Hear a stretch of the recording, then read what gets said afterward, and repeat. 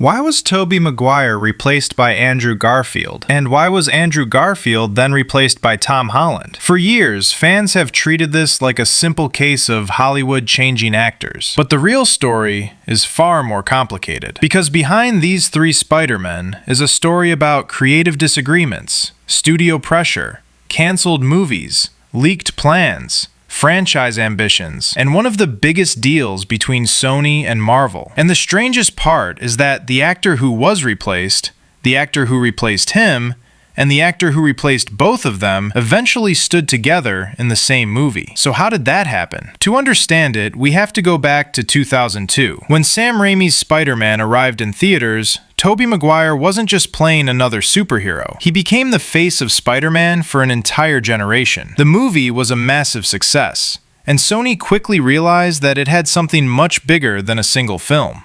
Tobey returned in Spider-Man 2 in 2004, which became one of the most critically acclaimed superhero movies ever made. And then Spider-Man 3 arrived in 2007. Although Spider-Man 3 was criticized for its story and crowded number of characters, it was still a huge commercial success. So naturally, Sony wanted a fourth movie. And here's the first important detail.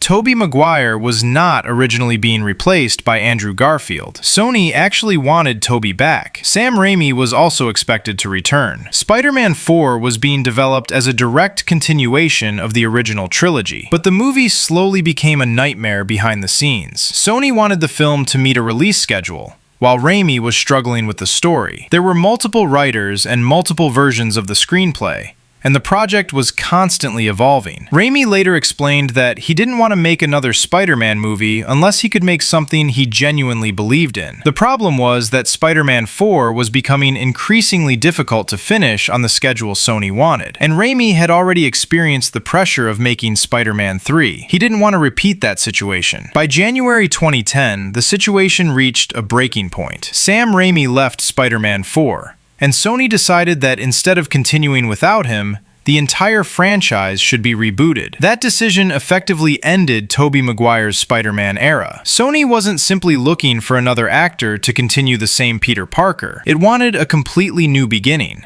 And this is where Andrew Garfield entered the story. Sony chose Mark Webb to direct the reboot, and Andrew Garfield became the new Peter Parker. The Amazing Spider-Man was released in 2012, but Andrew's version wasn't supposed to be a temporary experiment.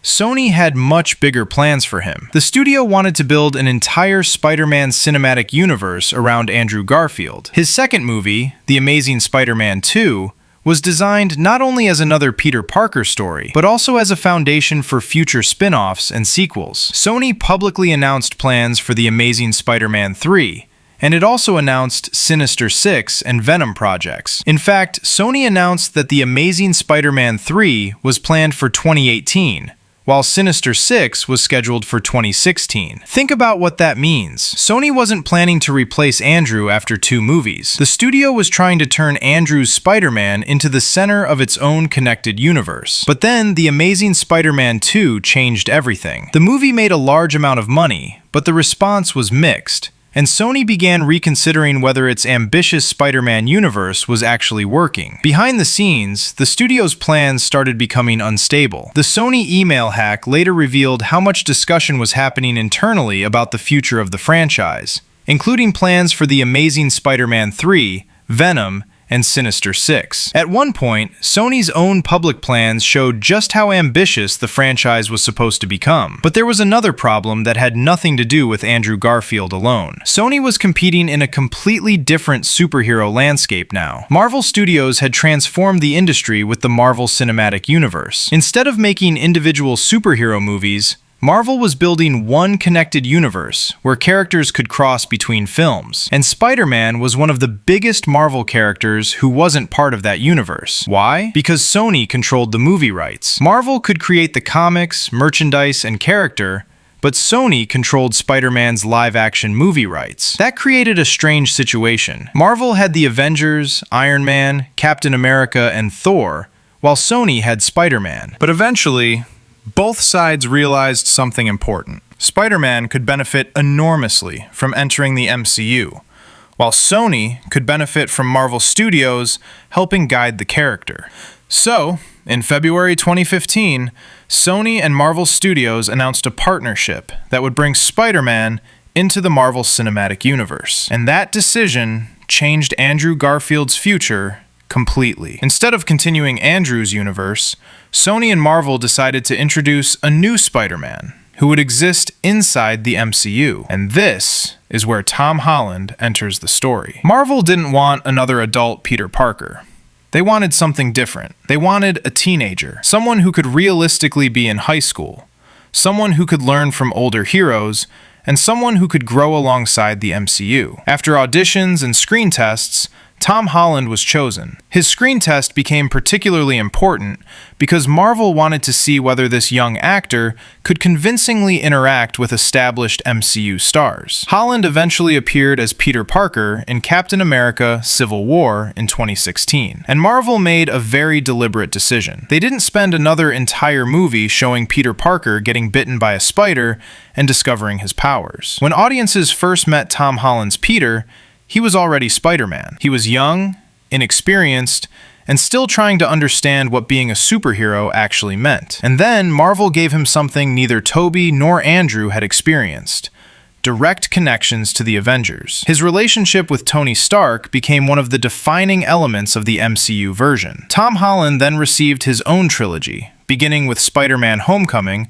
followed by Spider-Man: Far From Home, and eventually Spider-Man: No Way Home. But by the time No Way Home was being developed, Marvel and Sony had a completely different opportunity. They realized that the three Spider-Man eras could actually become part of the story. The multiverse concept gave them a way to bring back characters from previous franchises without pretending that they had always existed in the same universe. And that meant Tobey Maguire could return, Andrew Garfield could return, and Tom Holland could finally meet them. What makes this even more interesting is how secretive the production became. Andrew Garfield repeatedly denied that he was involved in No Way Home, even while rumors about the three Spider-Men were spreading everywhere. When the movie finally arrived in December 2021, the surprise became one of the biggest cinematic moments of the superhero era. Tobey Maguire returned as his version of Peter Parker. Andrew Garfield returned as his version. And Tom Holland remained the MCU's Spider-Man. Suddenly, the actors who had once seemed to be replacing each other were standing together. But No Way Home wasn't only about nostalgia. It also gave both previous Spider-Men something their original franchises had never been able to give them: closure. Andrew Garfield's Peter had suffered one of the most devastating moments in The Amazing Spider-Man 2, when Gwen Stacy died despite his attempt to save her. Years later, in No Way Home, MJ falls from a great height, and Andrew's Spider-Man dives after her and successfully catches her. That moment is incredibly important because he gets another chance to save someone when his own Peter Parker once failed. Tobey's Spider-Man, meanwhile, returns as an older and more experienced Peter Parker. His presence gives Tom's younger Peter someone who understands the burden of being Spider-Man. And when Tom's Peter is consumed by anger after Aunt May's death, Tobey's Peter stops him from making the same kind of irreversible mistake that he once faced with Norman Osborn. So suddenly, the history of Spider-Man's recasting takes on a completely different meaning. Tobey wasn't simply replaced. His story became one universe. Andrew wasn't simply erased. His story became another universe. And Tom wasn't simply the replacement for both. He became the Spider-Man of a third universe. That's the real reason the transition happened. Tobey's Spider-Man ended because Spider-Man 4 collapsed, and Sony chose to reboot the franchise. Andrew's Spider-Man ended because Sony's plans for the Amazing Spider-Man universe were abandoned as the studio changed direction and partnered with Marvel. And Tom Holland became Spider-Man because Sony and Marvel wanted a younger Peter Parker who could exist inside the MCU. The amazing irony is that every replacement eventually became part of the same larger Spider-Man mythology. The character kept changing actors, but instead of destroying the previous versions, the multiverse gave Marvel and Sony a way to bring them all back. And that's why the story of Tobey Maguire, Andrew Garfield, and Tom Holland isn't really a story about three actors replacing one another. It's a story about three different versions of Peter Parker, three different studio strategies, and three different eras of superhero filmmaking. Tobey started the modern Spider-Man movie phenomenon. Andrew inherited a reboot that Sony hoped would become an entire cinematic universe. Tom entered through Marvel's MCU and became part of the biggest interconnected superhero franchise in history. And eventually, all three stood together as Spider-Man. So the next time someone says, Tobey was replaced by Andrew, and Andrew was replaced by Tom, remember that the real story is much more complicated. Because in the end, Hollywood didn't erase the previous Spider-Men, it turned them into a multiverse.